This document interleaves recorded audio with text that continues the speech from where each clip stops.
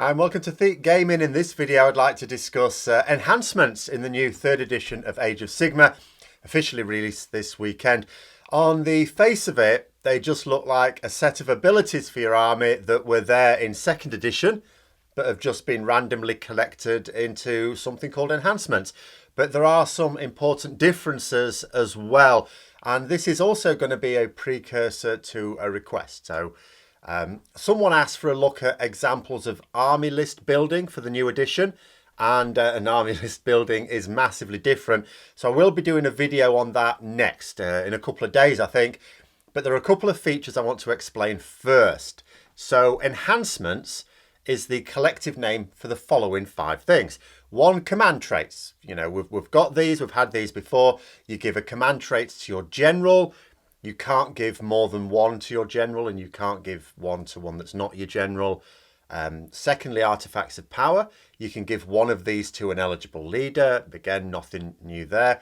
Spell laws that you, in addition to any other spells the wizards get, you choose 1 from an eligible spell law in their battle tome usually. Again, nothing unusual there. Give each wizard an extra spell there. Prayer scriptures, exactly the same thing, but for priests. And then triumphs. You can select a triumph for your army. Now, all that appears to be the same as it was before, with the exception of the triumph, because previously you got a triumph if the points value of your army was below that of your opponents. Well, that's no longer the case.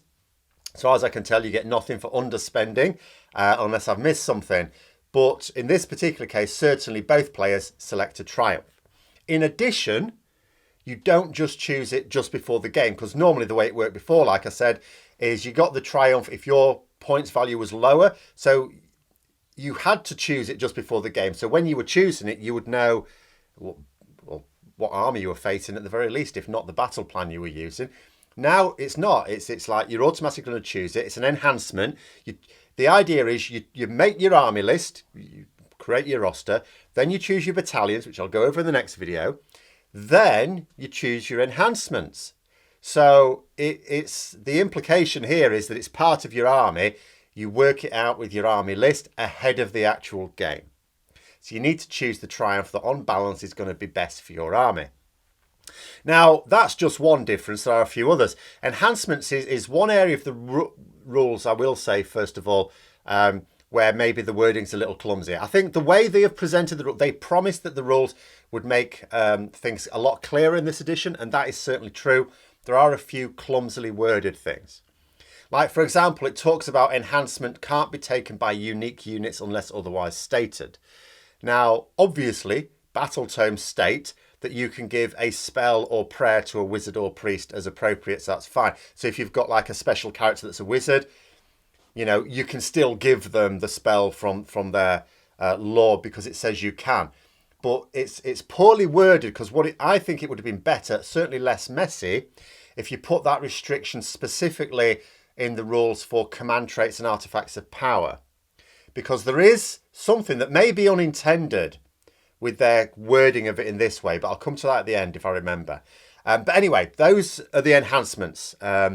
And you look at them and you go, like I said, well, I mean, we had all those things anyway. Yeah, okay, we now automatically select a triumph. Did they really need to group them into something called enhancements? Does it make any sense? Is it just a chapter title? It does make sense. And that's because of the core battalions. Now, when playing a match play game, you're not allowed to use war scroll battalions in the battle tomes or elsewhere. You can use core battalions. Now, I will be talking a lot more about these in the next video, but the basic idea with core battalions is they're not like take these specific units. It's like categories of units, and they don't cost any points either. So you build your army list, you'll have 2,000 points of models in it, and then, you know, if the organization of your army fits a battalion, you can use that. In reality, you'll consider the battalion structures for constructing your army. And you get certain bonuses for them, which are not standard. See, in one of the potential bonuses has been able to choose an additional enhancement. Now, with War Scroll battalions, the idea was, okay, you got an ability. But you also got, it was just standard with War Scroll battalions in 2nd edition. You got a command point, you got an extra artifact, and you could drop them all at once. So it helps you have fewer drops and therefore be able to choose for your opponent to go first, because going first is not an advantage in Age of Sigmar. Those are not the features of the core battalions. They have their own personal benefits. But a couple of them allow you to select an additional enhancement. Now that means you could choose just to take another artifact to power, because that's the obvious thing. You'd think, oh great, I'll choose an extra artifact to power, they're good. And you might expect that to be the case in a lot of situations. But there are other possibilities. You could take an additional triumph. Obviously you can't take an additional command trait, but any of the others you can. You could take an additional triumph if you wanted. Or you could take an additional spell per wizard.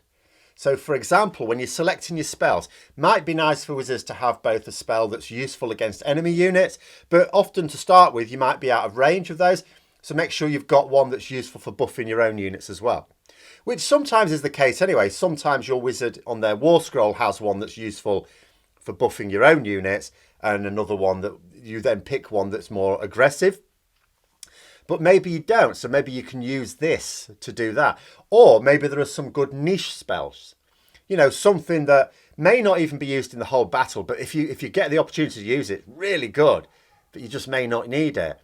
Well, now you could use your extra enhancement for an additional spell for each wizard. See, rather than an artifact. So that means you can take your niche spell, you know, you may not need it, and maybe you're not impressed with the one on your War Scroll, but you can take another as well, a more generally useful one.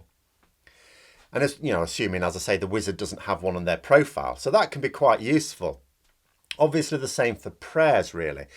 Actually could be quite powerful for, say, Daughters of Cain, as an example. You know, unless they FAQ this, because I'm starting to think maybe they'll FAQ this. See, the core rules now state that priests can only cast one prayer that they know each hero phase, which was not the case before. I think some people used to equate prayers with spells. It's like, well, wizards can like cast one spell, but that was because it was on their War Scroll. It said on their War Scroll how many spells a wizard could cast and unbind. But for priests, it's like, you know, often there was nothing. It's like, well, how many prayers you got? You cast that many prayers. But the prayers section of the Daughters of Cain battle tome specifically says that their priests can attempt each prayer that they know. Now, that does exclude the prayers that they have on their War Scroll card, because there's a separate rule there. But in the prayers section, it does say can cast each prayer that they know. Now, as battle tomes trump core rules, that means taking an additional prayer for a Daughters of Cain Hag Queen, say, could be really powerful. And if you've got a Daughters of Cain army, it's got a couple of Hag Queens, maybe a Slaughter Queen or whatever, you know, but several priests, that could be really powerful. Unless, like I say, they FAQ it. But then I was thinking, but as the Daughters of Cain battle tome came out this year, it must have been written with 3rd edition rules in mind. So although I can believe that the Daughters of Cain battle tome was written and they hadn't quite firmed everything up, they must have had that in mind. So maybe it is intended. But there's another change to these enhancements as well, beyond just calling them enhancements. And maybe being able to take an extra one. You don't even have to take them from your battle tome. There are what are called universal enhancements for each category. Obviously, triumphs were never part of the battle tomes anyway, so they were always universal, and we're also back to a set of 3 again. But the other ones now have core lists. So if you don't fancy the command traits or artifacts or spells or prayers from your battle tome, you can choose one from this universal list. And they're not bad either. Nice and generic, but useful. Take, for example, there's a spell, Flaming Weapon, cast on a 4-up. And you choose one of the weapons of the caster and give it +1 damage. Now, that's a bit desperate for most actual wizards, but handy on warrior wizards, you know, like vampires, for example, or a demon prince. So that's enhancements. Now, the thing I did say I'll sort of to at the end, I almost forgot, is my issue with this, and this goes back to that clumsy wording. So unique units can't have enhancements unless the rule says otherwise. So let's say you've got a Night Hunt army. Let's say you've got Lady Alinda. The way it's worded, I wouldn't be able to give her one of the universal spells. You know, if instead of choosing a spell from the Nighthaunt list, I wanted to give her one of the universal ones, I wouldn't be able to do that because it says that unique units can't be given enhancements unless it says otherwise. In the Nighthaunt battle tome, it says she can select a spell from this lore. So that basically means she won't be able to have a universal one. I strongly suspect that's probably not intended. So I do think that's clumsy wording and may need FAQing. But as it stands, as you would read the rules, you would go, unique units can't take enhancements. Oh, so Lady Alinda can't have an additional spell. But the Nighthaunt battle tome says that this spell lore can be taken by these Nighthaunt wizards, blah, blah. So she can have that, but she won't be able to have a universal one because that's not mentioned in the battle tome. That's how I would read that one. But anyway, that's enhancements. I should be following up in a couple of days with one on army building, which is very different. I want to take some... I want to show some different ones here, particularly to get across the idea of core battalions, but that's not the only aspect of army building that's very much changed. But until then, hope you found the video interesting. If you did, don't forget to click the like button and subscribe for further content. And until next time, I'll see you later.